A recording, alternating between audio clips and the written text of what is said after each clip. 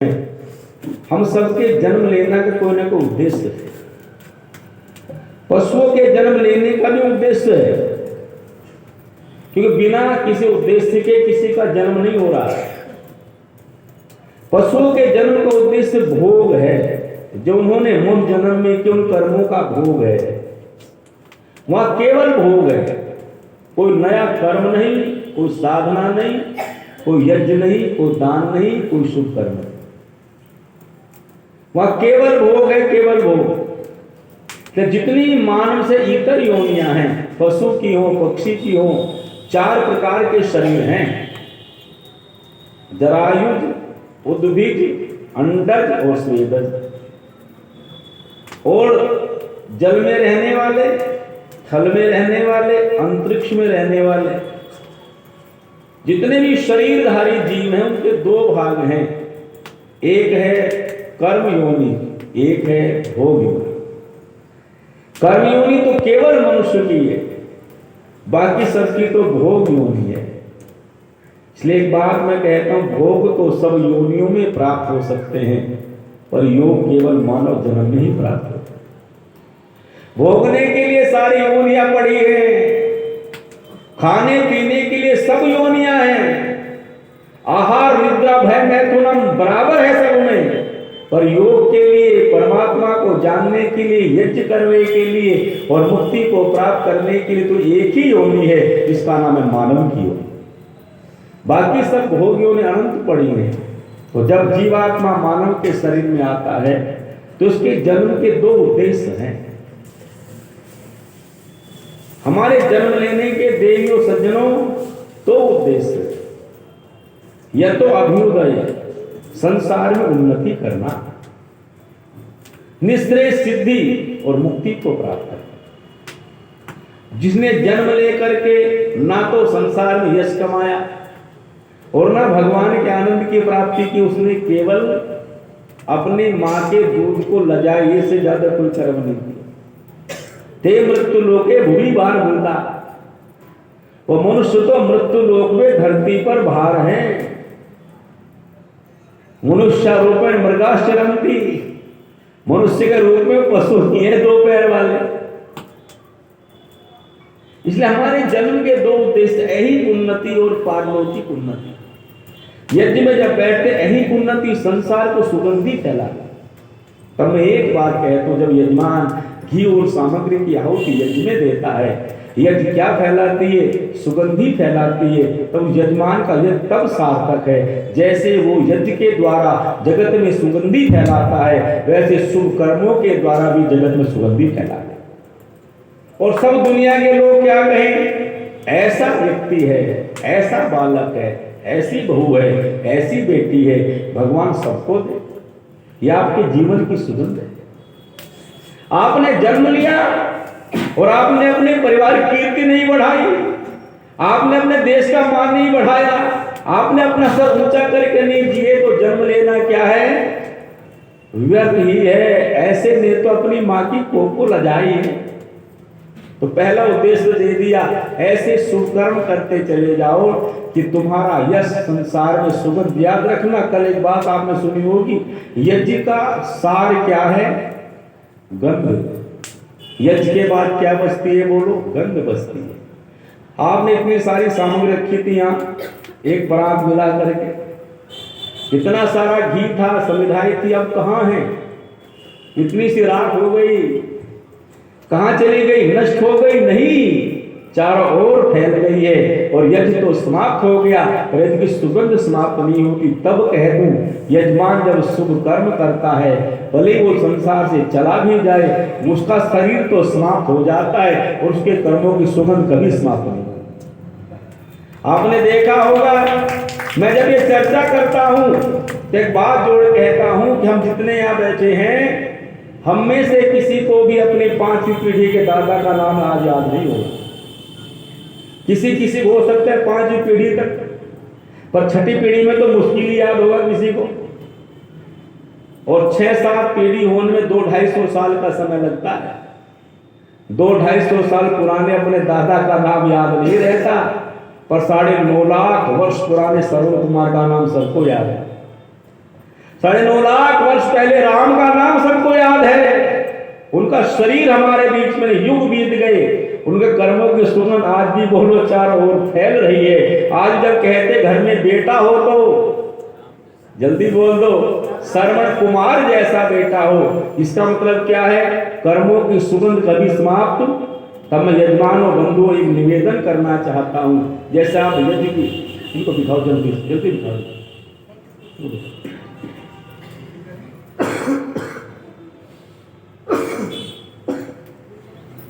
जैसे यज्ञ की सुगंध दूर तक जाती है, वैसे आपके कर्मों की सुगंध भी और गंध में दुर्गंध भी रहती है। ऐसा नहीं सुगंध नहीं रहती हो। एक को व्यक्ति उत्तमता से नाम लेते हैं, एक को अधमता से नाम लेते हैं। नाम तो दोनों का ही रहता है, शुभ भी रहता है अशुभ भी रहता है। पर हमारा नाम किन में हो? जंगल में एक बार आग लगी हुई थी, आग लगी, कुछ मकान आसपास थे, आग गांव में ना फैल जाए, लोग बुझाने में लगे हुए हैं। कोई बाल्टी लेकर के दौड़ा, कोई तसला लेकर के दौड़ पड़ा, कोई घड़ा लेकर के दौड़ पड़ा, कोई कुएं से पानी भर रहा है, कोई नल से खींच रहा है। एक छोटी सी चिड़िया भी उस उद्योग में लगी है। बस ये मेरे जहन में सदा बात रहती, आप इसलिए सुना रहा हूं। वो भी अपने चोंच में थोड़ा सा पानी भरती थी, आग पर छोड़ती थी। किसी दार्शनिक ने उसको देखा और देख करके कहा, चिड़िया तू क्या कर रही है? चिड़िया तो नहीं बोलती वैसे, उसके भाव को देख जो कवि वो दार्शनिक लिखता है, वो बोली मैं आग बुझा रही हूँ। बोले तेरे थोड़े से पानी से आग बुझ जाएगी? बोले आग बुझे ना बुझे मेरा प्रयत्न तो है, पर मैं एक बात कहती हूँ, जब कभी इतिहास लिखा जाएगा इस गांव का, इसमें इस अग्नि की चर्चा होगी, तब मेरा नाम आग लगाने वालों में नहीं होगा, मेरा नाम आग बुझाने वालों में होगा। ऐसा हमारा नाम होता है। ये हमारे जीवन की सार्थकता है, ये हमारे जीवन की सार्थकता। अभ्युदय, संसार की उन्नति हो जाए, निश्रेय सिद्धि और भगवान के आनंद की प्राप्ति हो जाए। इसलिए हमारा जन्म उस परम पिता परमात्मा के आनंद को प्राप्त करने के लिए हुआ है, जो सर्वपर्याप्त है। मन बामरिया यूं ही तरसे, अमृत की एक बूंद न बरसे, है चातक प्यासे का प्यासा, शोर बचा कर देख लिया, जन्म जन्मांतर बीत गए साहब। कितनी बार जन्म लिया होगा, जाने कितने जन्म लिए हैं, लेके जन्म हर बार मरे हैं, मौत हमारा पीछा करे। झोंपड़ी नींद तो कई रंगमैल 12 दरी, किसी की सजाई मांग कोई पीछे विधवा करी। एक माँ को रोते छोड़ा दूसरी की गोद भरी, अनगिन माताओं के दूध पिए हैं, नजर ना लगे पुत्र को सुत को हर माँ डरे है, मौत हमारा पीछा करे। जिंदगी और मौत की उलझन में अटके हम, कभी सीधे और कभी उल्टे लटके हम, हमें क्या खबर है कितनी योनियों में भटके हम। जानता वही जिसने पैदा किए हैं, पक्षी बने या कहीं पशु बन चरे हैं, मौत हमारा पीछा। कितनों को मारा हमने, कितने हमको मार गए, कितनों से हारे हम, कितने हमसे हार गए। इसी हार जीत में कर जीवन बेकार गए, मर के जिए हैं, जी जी के मरे हैं, अटके भंवर में नहीं पार तरे हैं, मौत हमारा बार बार मृत्यु हो रही। हे प्रभु, मैं अनंत काल से मृत्यु के बंधन में पड़ा हुआ हूं, पर प्रभु मुझे इस बार ये मानव का चोला मिला है, ऐसा शरीर तूने दे दिया है। अब तक जो शरीर मुझे मिले थे वो पता नहीं कैसे कैसे होंगे, उनमें वो साधन करने की मेरी सामर्थ्य नहीं थी, पर आज प्रभु तूने मुझे ऐसा तन दे दिया। अष्टाचक्रानक द्वारा देवा नाम पुरयोधा, तस हिरण्यमय को से ज्योति सा भरता। तूने मुझे भवसागर से पार होने के लिए ये दिव्य मौका दे दी है, ऐसा शरीर दे दिया है, ऐसे यंत्र दे दिए हैं, ऐसी बुद्धि दे दी है कि मैं साधना के द्वारा तेरे आनंद को प्राप्त कर सकता हूं, पर जन्म जन्मांतर इसमें चला जा रहा है। एक बात कह दूं, एक दिन गर्मी के दिन थे, चातक पक्षी प्यासा बैठा है। चातक तो स्वाति नक्षत्र की बरसने वाली जल की बूंद के लिए तरस रहा है। आषाढ़ का महीना बीत रहा था, वर्षा ने उन्हें, धरती फटी पड़ी है, कैसे बूंद पड़ जाए, वर्षा हो जाए। चातक परेशान है, प्यासा है, बार बार आकाश की ओर देखता है। बादल घुमड़ते बरसते नहीं, कौवा पानी पी रहा था नाली में, और कौवे ने कहा भैया तो प्यासा मर जाएगा, नाली में पानी पी ले। चातक बोला मैं नाली का पानी नहीं पीता। बोले क्यों? मैं तो आकाश से बरसने वाली स्वाति नक्षत्र की बूंद का रस लेता हूं। ये बोले अंतर क्या है? पानी, दोनों पानी ही है। चातक बोला तेरे और मेरे में ये अंतर है, मैं गंदा पानी नहीं पीता, अमृत की बूंद पीता हूं। बोले उसमें क्या अंतर है? बोले अंतर ये है, यदि तू कभी अपने जीवन में उस स्वाति नक्षत्र की बूंद का रस ले लेता, तेरा मन कभी नाली के पानी पीने को नहीं करता। ये तुम कभी परमात्मा के आनंद के समीप बैठ जाते, फिर भोगों में तुम्हारी आसक्ति ना होती। उससे बढ़ के दुनिया में कोई आनंद नहीं है। रसो वही से है, वह परमात्मा रसों का भी रस। उससे बढ़कर दुनिया में कोई रस नहीं है, और वो रस हमारे भीतर हम उसको प्राप्त नहीं कर पा रहे। इसलिए हमारा जन्म उस परमात्मा के रस को पीने के लिए हुआ है, उस रस का स्वाद आनंद लेने के लिए हमारा जन्म हुआ है। वो कब प्राप्त होगा? विद्यते हृदय ग्रंथि, जब अविद्या दूर हो जाए। क्या हो जाए? बोलो अविद्या। परमात्मा के और हमारे मध्य में अज्ञानता ही तो है। भगवान के हमारे बीच में जो संसार के अज्ञान का विद्या, ये तो बाधा बनी हुई है। अविद्या की चर्चा फिर करेंगे। अविद्या क्या है? केवल सुन लीजिए। अविद्या विद्यते हृदय ग्रंथि, जब अविद्या गांठ कट जाएगी, छिन्दन्ते सर्व संशया, तब सारे संशय छिन्न भिन्न हो जाएंगे। अक्षयन्ते चास्य कर्माणि, जब सारे सकाम कर्म समाप्त हो जाएं, तस्मिन् दृष्टे परावरे, तब कहीं जाकर के परमात्मा के आनंद में जीवात्मा की स्थिति होती। प्रश्न किया कौन से कर्म? बोले सकाम कर्म तो समाप्त हो जाए, निष्काम कर्म रह जाए।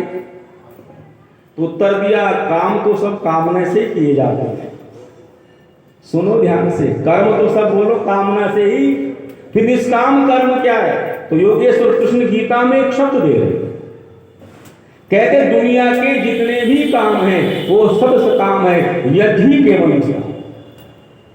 यज्ञ केवल क्या है? बोलो क्यों? जो अपने लिए किए जाते हैं वो सकाम कर्म है, जो सबके लिए किए जाते हैं। बोलो यज्ञ जैसे निष्काम कर्म को जब व्यक्ति करता जाता है तो वह ऐहिक सुख भी प्राप्त करता है और पारलौकिक सुख भी प्राप्त करता है। यज्ञ से बढ़कर के कौन सा कर्म दुनिया में हो सकता है? लेकिन यजमान निरंतर बढ़ता है यज्ञ करने वाला, इसलिए यज्ञ को का काम धूप है। यज्ञ कामनाओं को पूर्ण करने वाला, यज्ञ वही विष्णु। यज्ञ तो विष्णु है। क्या यज्ञ? बोलो विष्णु की पत्नी कौन है जी? जोर से बोलो माता, आप ही तो हो लक्ष्मी। लक्ष्मी तो आपकी बिरादरी की है। पर याद रखना एक बात आपने सुनी होगी, कि हमारे सब माता बहनें जानते, पतिव्रता स्त्री पति के पीछे चलती, पति के साथ चलती। अच्छा, जहां किसी के पति का तिरस्कार हो वहां पत्नी जाएगी? जोर से बोलो बेटियों, अपने घर पे भी नहीं जाएगी। क्यों? मैं अपने पति के साथ बंधी हूं, जैसे आप अपने पति के साथ बंधी है। लक्ष्मी भी अपने पति के साथ बंधी है। उसके पति का नाम क्या है? बोलो। और यदि आप लक्ष्मी को बुलाना चाहते तो किसको बुलाना पड़ेगा? अब जोर से बोल दो, विष्णु को। विष्णु कौन है? विष्णु यज्ञ है। बस जिन घरों में यज्ञ की प्रतिष्ठा हो जाती है, बड़ी बात बोल रहा हूं, जिन घरों में यज्ञ प्रारंभ हो जाते हैं, जिन घरों से यज्ञ कभी नहीं जाता, वहां से लक्ष्मी भी कभी नहीं जाती। घरों में यज्ञ रहता है, लक्ष्मी भी। इसलिए यज्ञ करने वाला अभाव में नहीं रहता। और जहां यज्ञ नहीं होते वहां कहते हैं कोई क्रिया सफल नहीं होती। इसलिए महामती चाणक्य कहते हैं, नवित प्रपादोत कर्म माने, न वेद शास्त्र धन्य गर्जितानि, स्वहा सुधाकार भी वर्जितानि, संस्थान तुल्यानि गृहानि। जिन घरों में विद्वान नहीं आते और विद्वानों के पैर धुला करके कीचड़ नहीं हो जाता। पहले कच्चे घर होते थे ना, और पहले ऐसी पद्धति थी कि विद्वान आते तो उनके पैर धुलाते। राजा भी विद्वान को लेने जाता, आचार्यों का इतना सम्मान था। जब से विद्वान घटे विद्या घटी, क्योंकि जिसका जिसका सम्मान आपने करोगे वो चीज आपके पास रहने वाली। जरा बोलो, आप विद्वानों का जितना सत्कार करोगे विद्वान उतने बढ़ेंगे, और पाखंड करो पाखंडी बढ़ जाएंगे। नवीन प्रपात हो, जिन घरों में विद्वान नहीं आते उनके पैर धुला कीचड़ नहीं हो जाता। दकर्दमानी स्वासुधाकर ही वर्जितानि, जिन घरों में सुहा कह के आहुतियां नहीं जाती और बड़ों का सत्कार नहीं होता और वेद शास्त्र नहीं पढ़े जाते, वो घर कैसे हैं? वो घर नहीं, शमशान के समान हो जाते। आओ अपने घरों को पवित्र बनाओ, यज्ञों की ज्योति से घरों को प्रकाशित करो, अपने जीवन को प्रकाशित करो। ये यज्ञ सब कामनाओं को पूर्ण करने वाला है। ऐसा आपने पूरी यज्ञ किया है, वेद की ऋचाओं का पाठ आपके मध्य में हुआ है। आप सबने बड़े ध्यान से, बड़े आनंद से आहुतियां प्रदान की है। आप सभी धन्यवाद के पात्र हैं, आशीर्वाद के पात्र हैं। सब परिवारों के प्रति परमात्मा से मंगल कामना करते हैं। आप सभी का जीवन सुखमय हो, आनंदमय हो, निरोगमय हो, सभी की संतानें योग्य हों, धर्मात्मा हों, सभी सुखी समृद्ध रहे। आज के हमारे यजमान भाई, हमारे सुमित सक्सेना जी, हमारे भाई हिमांकर तिवारी जी और हमारे सब लोग जो यजमान हैं, सबका आशीर्वाद और हमारी प्यारी सी बेटी देवांशी, उसको बहुत बहुत आशीर्वाद। अब सब मिलकर के मेरे साथ यजमानों के प्रति मंगल वचन बोलेंगे। यजमान हाथ जोड़ करके बैठेंगे श्रद्धा से और यजमान केवल ओम का जप करेंगे।